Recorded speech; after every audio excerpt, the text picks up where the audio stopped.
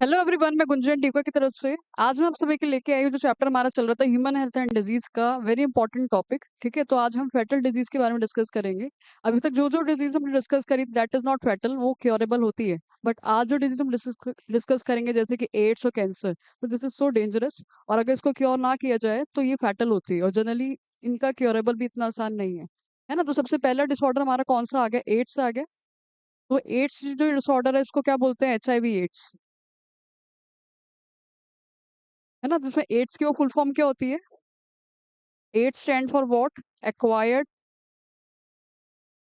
Acquired immunodeficiency syndrome. Acquired immunodeficiency syndrome, है ना। तो यानी कि ये जो डिसऑर्डर होता है ये बर्थ के बाद आता है।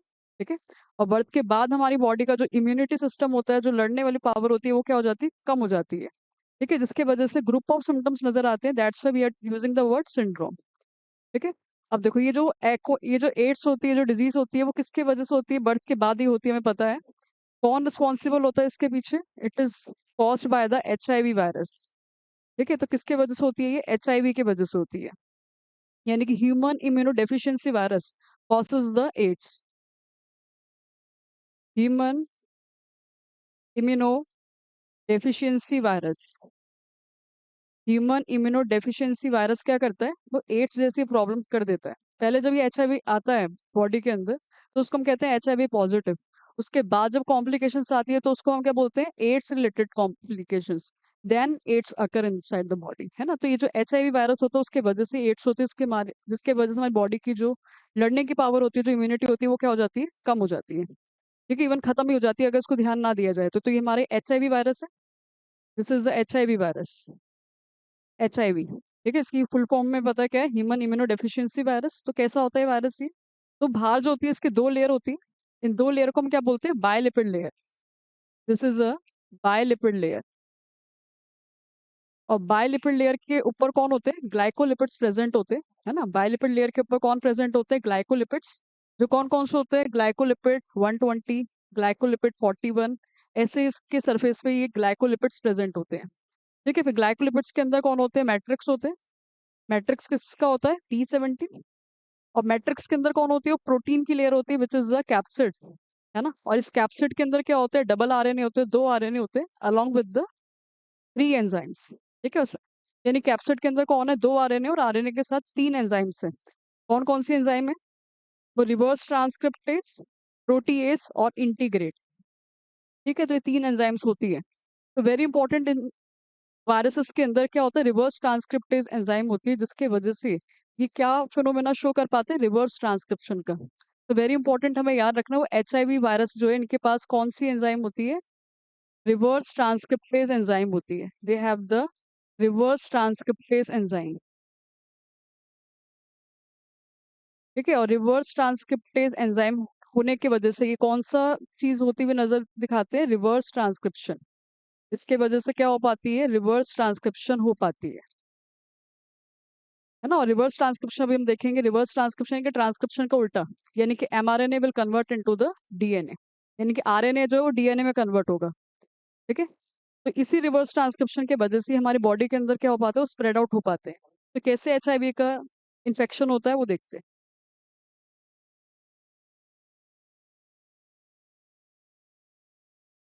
ठीक है, तो इन्फेक्शन ऑफ HIV। अब देखिए जो HIV है, HIV कौन है? This is the immuno human immunodeficiency virus. Human immunodeficiency virus, यही है। ठीक है, तो ह्यूमन इम्यूनो डेफिशिएंसी वायरस जो है वो कैसा होता है वो भी मैंने देखा भी। इसका स्ट्रक्चर क्या है? दो लेयर है, बायलिपिड लेयर है। और बायलिपिड लेयर के ऊपर कौन है? ग्लाइकोलिपिड्स प्रेजेंट है। बायलिपिड लेयर के ऊपर कौन प्रेजेंट है? ग्लाइकोलिपिड्स। ऐसे पूरे पे प्रेजेंट होते हैं। और कौन कौन से? GP ग्लाइकोलिपिड्स,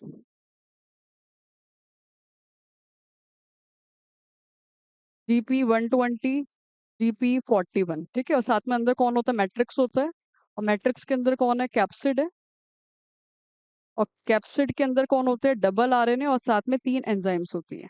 ठीक है, तो ये हमारा कौन है, HIV वायरस है। अब ये जो HIV वायरस होता है जैसे ही बॉडी के अंदर आएगा तो ये कौन सी सेल्स को ढूंढता है, सबसे पहले मैक्रोफाजेस को। ठीक है, तो सबसे पहले किसको इन्फेक्ट करता है, मैक्रोफाजेस को। तो फर्स्ट इट विल एंटर, सबसे पहले वो किससे इंटरेक्ट करेगा, इंटरेक्ट विद द मैक्रोफाजेस। सबसे पहले ये मैक्रोफाजेस को इंटरेक्ट करेगा। ठीक है, मैक्रोफाजेस पे क्यों इंटरेक्ट करते हैं, क्योंकि इसके ऊपर कौन होते हैं, CD4 रिसेप्टर होते हैं। तो यहाँ पर सबसे पहले जब भी HIV बॉडी के अंदर अगर आता है तो सबसे पहले उसको किसको ढूंढना होता है, मैक्रोफाजेस को। मैक्रोफाजेस के ऊपर कौन होते हैं, CD4 रिसेप्टर्स होते हैं, हैज द CD4 रिसेप्टर। तो CD4 रिसेप्टर पे जाके कौन बाइंड करेगा, ये वायरस जाके बाइंड करेगा। ठीक है, तो ये जो वायरस है HIV वायरस, वो उस पर जाके बाइंड करा। ठीक है, तो कौन सा ग्लाइकोलिपिड उससे जाके बाइंड करता है, GP120। ठीक है, तो GP120 जो है वो बाइंड कर जाएगा किससे, to the CD4 receptor. Bind कर गया, और बाइंड करने के वजह से, बाइंड करने के बाद क्या होता है, जो ये HIV वायरस है वो अपना DNA, अपना जो RNA होता है वो किस में ट्रांसफर कर देता है, अपने डबल RNA को टू द मैक्रोफेजेस। और साथ में जो एंजाइम्स होती है, एंजाइम्स कौन कौन सी थी, रिवर्स ट्रांसक्रिप्टेस, प्रोटीएस और इंटीग्रेस, ये तीनों एंजाइम्स जो है वो भी मैक्रोफाज में चली जाएगी। ठीक है, तो जैसे ही HIV बॉडी के अंदर आता है तो ये HIV बॉडी में जाने के बाद सबसे पहले कौन सी सेल को ढूंढता है, मैक्रोफाजेस को। मैक्रोफाजेस के CD4 रिसेप्टर पे जाके बाइंड करेगा और अपने जेनेटिक मटेरियल और अपनी एंजाइम्स को मैक्रोफाजेस में इंसर्ट कर देगा। ठीक है, तो डबल RNA आ गए और ये एंजाइम्स आ गए। तो इसके अंदर क्या होगा, इसके अंदर हम देखें तो ये जो डबल RNA है वो किसके साथ इंटरेक्ट करेगा, रिवर्स ट्रांसक्रिप्टेज एंजाइम के साथ। तो रिवर्स ट्रांसक्रिप्टेज एंजाइम क्या करेगी, जो RNA, उस RNA को किस में कन्वर्ट कर देगी, DNA में। तो ये जो RNA है, ठीक है, तो जो RNA है वो किस में कन्वर्ट हो जाएगा, single stranded RNA will convert into the single stranded DNA। तो सिंगल स्ट्रैंडेड DNA में कन्वर्ट हो जाएगा। ठीक है, तो रिवर्स ट्रांसक्रिप्टेज एंजाइम ने क्या करा, सिंगल स्ट्रैंडेड RNA को सिंगल स्ट्रैंडेड DNA में कन्वर्ट कर दिया। और ये दोनों के दोनों फिर किस में कन्वर्ट हो गए, सिंगल स्ट्रैंडेड DNA में कन्वर्ट हो गए।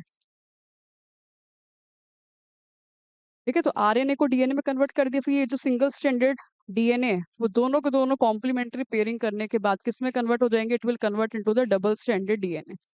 डबल स्ट्रैंडेड DNA में ये कन्वर्ट हो जाएंगे। ठीक है, तो रिवर्स ट्रांसक्रिप्टेज एंजाइम की वजह से क्या हुआ, रिवर्स ट्रांसक्रिप्शन हो पाया, यानी कि RNA जो है वो DNA में कन्वर्ट हो पाया।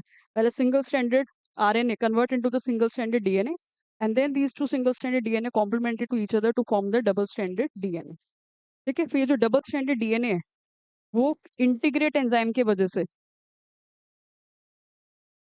इंटीग्रेट एंजाइम की वजह से वो क्या करेगा, इंटीग्रेट एंजाइम की वजह से it will join to the DNA of macrophage. ठीक है, DNA ऑफ मैक्रोफाज, तो मैक्रोफाज के DNA के साथ ये कंबाइन कर जाएगा।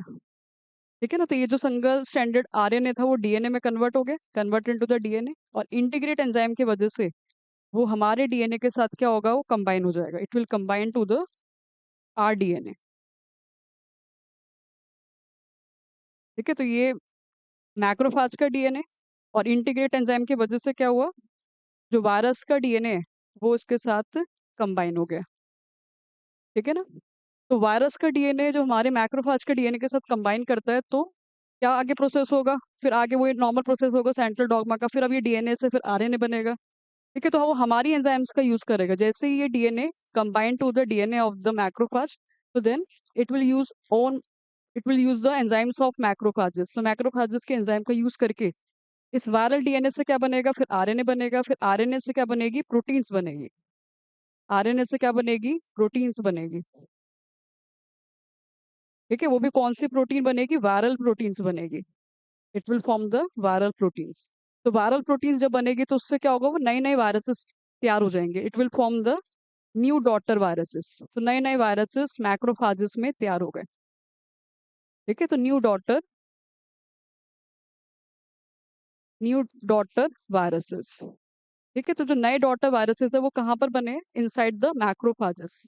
तो सबसे पहले जब HIV बॉडी के अंदर आता है तो वो सबसे पहले कौन से सेल को इन्फेक्ट करता है? मैक्रोफेजेस को। तो मैक्रोफेजेस के सरफेस पे कौन होते हैं? CD4 रिसेप्टर होते हैं, जिसके वजह से जो GP120 होता है उसको कंबाइन कर पाता है। और फिर क्या करेगा? वो अपने जेनेटिक मटेरियल को उसमें भेज देगा, एंजाइम्स को भेज देगा। रिवर्स ट्रांसक्रिप्शन से डीएनए बनेगा, इंटीग्रेट एंजाइम क्या करेगी? उसको हमारे डीएनए से, मैक्रोफेजेस के डीएनए से जोड़ देगी। और देन वो हमारी एंजाइम्स का इस्तेमाल करके अपनी नई नई स्ट्रक्चर्स बना लेगा, नए नए वायरल प्रोटीन्स और आरएनए बन के नए नए वायरसेस फॉर्म्ड हो जाएंगे। ठीक है, तो नए नए वायरसेस कहाँ बने? Inside the macrophages. That's why macrophages को क्या बोला जाता है? Factory of viruses. ठीक है, तो याद रखना है ये कि मैक्रोफेजेस को क्या बोला जाता है? Macrophages called as the factory of viruses. ठीक है, तो वायरसेस की फैक्ट्री बोला जाता है क्योंकि सबसे पहले वायरसेस नए नए। ठीक है, तो वायरसेस कहाँ बनते हैं? सबसे पहले मैक्रोफेजेस के अंदर। तो मैक्रोफेजेस क्या है? They are the factory of the viruses. अब जितने भी बहुत सारे वायरसेस जो बनने थे वो तो कहाँ बन के तैयार हो गए? मैक्रोफेजेस से बन के तैयार हो गए। उसके बाद ही किसको ढूंढते हैं? After that they search for the T sales. ये किसको ढूंढते हैं? फिर इसके बाद ये लिम्फोसाइट सेल्स को, टी लिम्फोसाइट्स को। ठीक है, तो आफ्टर द मैक्रोफाजेस जो HIV वायरस होता है, तो HIV वायरस ने सबसे पहले तो इन्फेक्ट करा मैक्रोफाजेस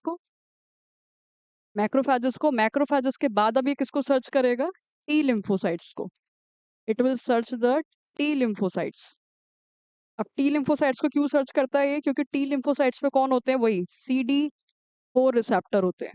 क्योंकि इससे भी कौन होते हैं? CD4 रिसेप्टर होते हैं। क्योंकि CD4 रिसेप्टर होने की वजह से G20 जो है, GB120 जो है वो कंबाइन कर सकता है। ठीक है, तो जो हमारे टी सेल्स होंगे फिर उस पे आके कौन इन्फेक्ट करेगा? वायरस आके इन्फेक्ट करेगा। ठीक है, और उस पे भी कौन सा है वो? CD4 रिसेप्टर है यहाँ पर। और CD4 रिसेप्टर पे आके कौन सा आके बाइंड कर गया? GP120 आके बाइंड कर गया। फिर वही केस यहाँ पर, वो अपना क्या करेगा? जेनेटिक मटेरियल इसमें ट्रांसफर कर देगा, एंजाइम्स ट्रांसफर कर देगा। और फिर रिवर्स ट्रांसक्रिप्टेज एंजाइम की वजह से डबल स्टैंडर्ड डीएनए बन गया, फिर देन कंबाइन कर जाएगा सेल के डीएनए से। और फिर देन नए नए वायरसेस यहाँ पर भी फॉर्म्ड होने शुरू हो जाएंगे। और जब वो टी लिम्फोसाइट्स के अंदर ये सब चीजें करेगा तो उससे हमारे जो टी लिम्फोसाइट्स है वो खत्म होना शुरू हो जाएगी। ठीक है, तो जो टी लिम्फोसाइट्स का जो काउंट है वो कम होता चला जाएगा। T lymphocytes are get reduced in number. ठीक है, तो उनका जो नंबर है वो क्या हो जाएगा? कम होता चला जाएगा। ठीक है, और जब ये टी लिम्फोसाइट्स ये कम हो रहे होंगे बॉडी के अंदर, तो धीरे धीरे भी हमारी लड़ने की क्षमता क्या हो रही है? कम हो जाएगी, क्योंकि टी लिम्फोसाइट्स ही तो हेल्पर टी है जो बी लिम्फोसाइट्स को एक्टिव करते हैं for the production of antibody. तो अगर इनका ही काउंट अगर कम होता चला जाएगा तो धीरे धीरे बॉडी के अंदर क्या हो जाएगी? It will cause the low immunity की वजह से धीरे धीरे क्या होगी? इम्यूनिटी यानी कि लड़ने की पावर जो है वो धीरे धीरे डिक्लाइन होना शुरू हो जाएगी। ठीक है, तो शुरुआती केस के अंदर वो स्टार्टिंग के अंदर तो क्या होता है? स्टार्टिंग केस के अंदर पर्सन के अंदर अगर HIV अगर एंटर करता है, इफ HIV इज एंटर, और देन अगर टेस्ट अगर करवाया जाएगा, तो ब्लड टेस्ट अगर करवाया जाएगा, तो शुरुआत में तो हम उसको क्या बोलेंगे? अगर स्टार्टिंग में हुआ है तो we will call it as HIV positive. HIV positive उसको बोला जाता है क्योंकि उसके ब्लड के अंदर क्या मिला है? HIV वायरसेस के चीजें मिली है। देन ये तो शुरुआत में पर्सन को क्या होता है? HIV पॉजिटिव होता है। अब ये और कुछ टाइम बाद, आफ्टर सम टाइम, ठीक है, उसके बाद क्या होगा? HIV पॉजिटिव होने की वजह से उसके अंदर क्या नजर आएंगे? कुछ कॉम्प्लिकेशंस नजर आएगी। HIV पॉजिटिव होने के बाद उसमें क्या नजर आएगी? सम कॉम्प्लिकेशंस। ठीक है, कुछ कॉम्प्लिकेशंस नजर आएगी, यानी कि फीवर होगा, वेट लॉस होगा। ठीक है, कॉम्प्लिकेशन में जैसे क्या होगा? वो फीवर होगा, वेट लॉस होगा। ठीक है, लॉस ऑफ एपेटाइट, ये सब चीजें होगी। तो इन सिम्टम्स को, इन कॉम्प्लिकेशंस को क्या बोलते हैं? ARC. ARC is what? AIDS related problem. तो पहले HIV पॉजिटिव हुआ इंसान, HIV पॉजिटिव होने के बाद उसमें कॉम्प्लिकेशंस आई, और इन कॉम्प्लिकेशंस को क्या बोलते हैं? आर्क। कॉम्प्लिकेशंस को क्या बोला जाता है? हाँ, ARC. ARC is what? AIDS related problem. अभी एड्स रिलेटेड प्रॉब्लम होती है, एड्स रिलेटेड कॉम्प्लिकेशंस या फिर एड्स रिलेटेड कॉम्प्लेक्स। ठीक है ना? और फिर जब एड्स रिलेटेड कॉम्प्लिकेशन बहुत ज्यादा हो जाती है, बहुत लंबे टाइम तक ये एड्स बना हुआ है, बहुत लंबे टाइम तक HIV के वायरस बॉडी में इन्वेट कर रहे हैं, तो उसके बाद आफ्टर 10-15 ईयर्स के बाद इंसान को क्या हो जाता है? एड्स हो जाता है ना? तो after a long time after the long time, तो जो आर्क जो होता है इस एड्स रिलेटेड कॉम्प्लिकेशन की वजह से पर्सन किससे सफर करता है? Person suffer from the AIDS. ठीक है, पर्सन सफर करेगा एड्स से। क्लियर ना ये? ठीक है, तो शुरुआत में पर्सन को एड्स नहीं हो जाता। शुरुआत में जब HIV एंटर करा, शुरुआत में तो उसने अपने नंबर को बढ़ाया मैक्रोफाजेस में, फिर चला गया टी लिम्फोसाइट्स को खराब करने, टी लिम्फोसाइट्स को खत्म करने। ठीक है, तो शुरुआत में जब ब्लड ब्लड टेस्ट हुआ तो उसमें तो क्या आएगा? HIV positive. इसमें भी कुछ सिम्टम्स ज्यादा नजर आ नहीं रहे। उसके बाद जब सिम्टम्स आने लगेंगे तो उसको क्या बोलेंगे? ARC, which is the AIDS related complications. Then वो लंबे टाइम तक चल रहे हैं एड्स रिलेटेड कॉम्प्लिकेशन, जो बढ़ते चले जाएंगे टाइम के साथ साथ। Then person suffer from the AIDS. ठीक है ना? तो पहले इंसान को HIV पॉजिटिव होता है, आफ्टर दैट ही सफर, और ही और she suffer from the AIDS. ठीक है, अब ये ट्रांसमिशन, ये इन्फेक्शन होता कैसे है वो हमने देख लिया है ना। तो उसके पीछे रिस्पॉन्सिबल कौन था? HIV वायरस रिस्पॉन्सिबल है। और HIV वायरस को ही क्या बोला जाता है? रेट्रो वायरस बोला जाता है। HIV virus called as a retro virus. Why it is called as a retro virus? क्यों बोलते हैं इसको रेट्रो वायरस? क्योंकि इसके अंदर रिवर्स ट्रांसक्रिप्टेस जैसी एंजाइम होती है ना। क्यों बोला जाता है? Because it consist of reverse transcriptase enzyme. Reverse transcriptase enzyme अगर नहीं होती तो सिंगल स्टैंडर्ड RNA से DNA नहीं बन पाता, और DNA नहीं बन पाएगा तो फिर इंटीग्रेशन नहीं, तो आगे का पूरा ही वायरस, जो नए नए वायरसेस है वो नहीं बन पाते। ठीक है, तो HIV इसको रेट्रो वायरस बोला जाता है because it consisting of a reverse transcriptase enzyme due to which the reverse processes happen. और कैसे होता है वो हमने देख लिया है ना। तो सबसे पहले ये HIV वायरस जो है वो एंटर किसके थ्रू करता है? It is enter through the fluid. Fluids की वजह से ये ट्रांसफर करेगा। ठीक है, ये हमारी बॉडी के अंदर कैसे एंटर करता है? Because of some contaminated fluid, जैसे वो ब्लड हो गया, ठीक है, सीमेन हो गया। ये फ्लूइड्स के वजह से बॉडी में एंटर करता है। और सबसे पहले किसको इन्फेक्ट करता है? First it infect the macrophages. सबसे पहले ये मैक्रोफाजेस को इन्फेक्ट करेगा। ठीक है, तभी इसको क्या बोलते हैं? Factory of viral proteins. और फिर मैक्रोफाजेस के बाद वो किसको इन्फेक्ट करेगा? टी सेल्स को, टी लिम्फोसाइट्स को। ठीक है, और जब इसका धीरे धीरे काउंट कम होने लगेगा तो HIV पॉजिटिव, फिर then AIDS related complication, then AIDS हो जाएगा इंसान को। ठीक है ना, तो ये बहुत ही डेंजर होता है, क्योंकि वायरस के थ्रू होता है। वायरस को कंप्लीटली क्योर करना आसान नहीं होता है ना। तो शुरुआत में जब HIV हुआ है तो शुरुआत में क्या क्या सिम्टम्स आते हैं? Fever, diarrhoea, weight loss. मारन जो माइनर इन्फेक्शन भी होगा वो क्या हो सकता है? फेटल हो सकता है, क्योंकि बॉडी में क्या हो गए हैं? टी सेल्स जो है वो कम हो गए हैं। और टी सेल्स के कम होने के वजह से जो है, अब जो बी सेल्स हैं वो क्या नहीं प्रोड्यूस करेगी? एंटीबॉडी प्रोड्यूस नहीं करेगी। तो यानी कि अगर बॉडी के अंदर कोई बैक्टीरिया वगैरह अगर आ भी जाए, माइनर इन्फेक्शन हो भी जाए, तो उसको क्या नहीं किया जाएगा? किल नहीं किया जाएगा, क्योंकि बॉडी के अंदर लड़ने वाले एंटीबॉडीज ही नहीं है ना। तो बाकी इन्फेक्शन की वजह से इंसान को बहुत सारी प्रॉब्लम्स हो जाती है। तब इसको क्या बोला जाता है? सिंड्रोम। है ना, इम्यूनिटी पावर, लड़ने की पावर जो होती है वो खत्म हो जाती है। ठीक है, अब देखो कैसे इसको डायग्नोज किया जाता है कि पर्सन के अंदर HIV है या फिर नहीं है। तो कौन से ट्रीटमेंट, कौन सा टेस्ट इसके थ्रू हम चेकआउट करते हैं HIV को? तो HIV को चेक किया जाता है, HIV is diagnosed tested by the ELISA. ठीक है, तो एलाइजा के द्वारा उसको डायग्नोस किया जाता है। और एलाइजा की फुल फॉर्म क्या होती है? Enzyme linked enzyme linked immunosorbent assay. Immunosorbent essay.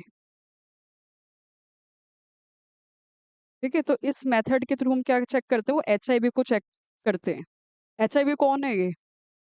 HIV is the antigen, क्योंकि मतलब बाहर से जो भी चीजें आती है उसको हम एंटीजन बोलते हैं। और HIV के अगेंस्ट हम एंटीबॉडी को इंसर्ट करते हैं। तो हमने क्या करा? जो भी पर्सन है उस पर्सन से क्या करा? We are taking the small amount of blood. तो ब्लड को हमने लिया, ब्लड सैंपल लिया।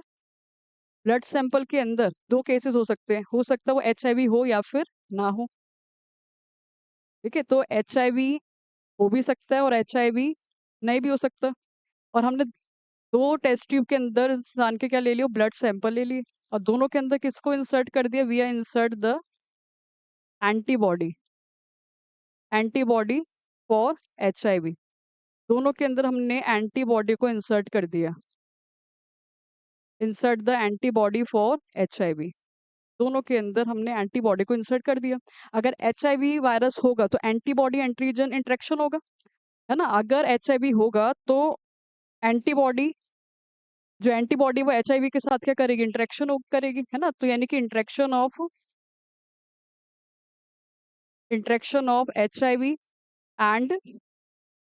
And antibody. तो अगर एचआईवी वायरस होगा तो एंटीबॉडी एचआईवी का इंटरेक्शन होगा, और उस इंटरेक्शन होने की वजह से ब्लड के अंदर क्या नजर आएगा, कोएगुलेशन। कोएगुलेशन नजर आएगा, इनकी ब्लड जो है वो थोड़ा थिक सा हो जाएगा।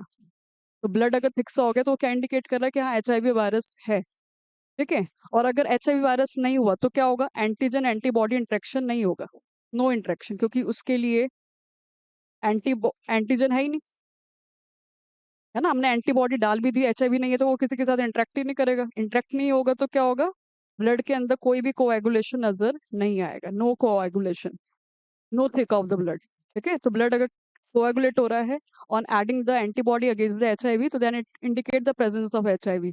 इफ नो कोएगुलेशन, तो then it will show the no HIV in the blood, ठीक है। तो ऐसे एलाइजर टेक्निक के अंदर में एंटीजन एंटीबॉडी इंटरेक्शन के थ्रू हम चेकआउट करते हैं कि ब्लड के अंदर एचआईवी है या फिर नहीं है ना। और एचआईवी सबसे पहले किसको इन्फेक्ट करता है, मैक्रोफेजेस को, and then to the T cells, ठीक है। तो कुछ ड्रग्स होते हैं, इन ड्रग्स के थ्रू हम इस एचआईवी वायरस को खत्म कर सकते हैं, बट एक्चुअल में इनका कंप्लीटली क्योर नहीं है, ठीक है। क्योंकि जब ये बॉडी के अंदर एंटर करते हो तो धीरे धीरे ये बॉडी में इतने ज्यादा फैल जाते हैं, सब धीरे धीरे पूरी बॉडी में ये डैमेज शुरू हो जाता है ना। स्मॉल अमाउंट में अगर इनको कम करना होता है तो हम क्या यूज करते हैं, एंटी रेट्रोवायरल ड्रग्स का इस्तेमाल करते हैं, ताकि इन ड्रग्स के थ्रू इन वायरसेस को कम किया जा सके। जस्ट कम किया जा सकता है, कंप्लीटली क्योरेबल नहीं है डिजीज ये, ठीक है। दैट्स वाई इसका प्रिवेंशन ही सबसे ज्यादा इंपॉर्टेंट है, कि एचआईवी हो ही ना, तो इसको प्रिवेंट करना जरूरी है, ठीक है। इन्फेक्शन कैसे स्प्रेड आउट होता है वो हमने देख लिया, ठीक है। और ये किसके थ्रू वो स्प्रेड हो रहा था, ये एचआईवी वायरस जो है, एचआईवी एड्स जो है, वो किसके वजह से स्प्रेड होता है, mainly by the contaminated fluid, है ना। और फ्लूइड किस किस के वजह से आ सकता है, by during the blood transfusion, ठीक है। ब्लड ट्रांसफ्यूजन के टाइम पर, ड्यूरिंग ब्लड ट्रांसफ्यूजन, ठीक है। ब्लड का ट्रांसफ्यूजन किया जा रहा होगा from one person to another, तो उससे हो सकता है ना। तो इसलिए बिफोर द टेस्टिंग ये करना बहुत जरूरी है कि एचआईवी ब्लड किसी नॉर्मल पर्सन में नहीं जाना चाहिए, ठीक है। दूसरा और किसके वजह से हो सकता है, ये it can be transfer from mother to the foetus, mother to the foetus, mother से ये बच्चे को हो सकता है। अगर मदर का एचआईवी पॉजिटिव है तो it can cause the foetus as well HIV positive, ठीक है। और यूजिंग द इन्फेक्टेड नीडल्स, अगर हम इन्फेक्टेड नीडल्स का इस्तेमाल करेंगे तो एचआईवी पॉजिटिव हो जाता है, यूजेस ऑफ इन्फेक्टेड नीडल्स, ठीक है। तो ये सारे के सारे क्या है, वो एचआईवी एड्स के फैलने के कॉज है, कि कैसे ये infection spread out the body में, कैसे एचआईवी क्या करेगा वो हमने देख लिया। ये कैसे एक पर्सन से दूसरे पर्सन को होगा, from the mainly fluid contamination, blood की वजह से, फीटस से ये, और किसके वजह से आ गया, सेक्सुअल कांटेक्ट की वजह से, ठीक है। अगर अननोन पर्सन के साथ अगर सेक्सुअल कांटेक्ट रखा जाए तो उससे भी क्या होगा, एचआईवी एड्स फैलने का डर होता है, ठीक है। तो कैसे उसको रोका जाए, how can you prevent the AIDS, avoid the sexual contact with the multiple partners, है ना। Confirm the HIV test before the intercourse, intercourse से पहले एचआईवी टेस्ट को कंफर्म करना जरूरी है। Use of condoms and wash before and after the intercourse, ठीक है। तो ऐसे क्या होगा, एचआईवी एड्स का जो स्प्रेडिंग है वो रुक जाएगी, because it is so dangerous. तो इसका प्रिवेंशन ही सबसे जरूरी मेथड है उसको रोकने का, क्योंकि ये एक बार अगर ये बॉडी में आ जाता है तो उसको क्योर नहीं किया जाता है, ठीक है। तो this is all about the HIV AIDS. तो होप सो आपको समझ में आया होगा कि एचआईवी एड्स क्या है। पहले इंसान को एचआईवी पॉजिटिव होता है, देन एआरसी होता है, फिर उसके बाद वो एड्स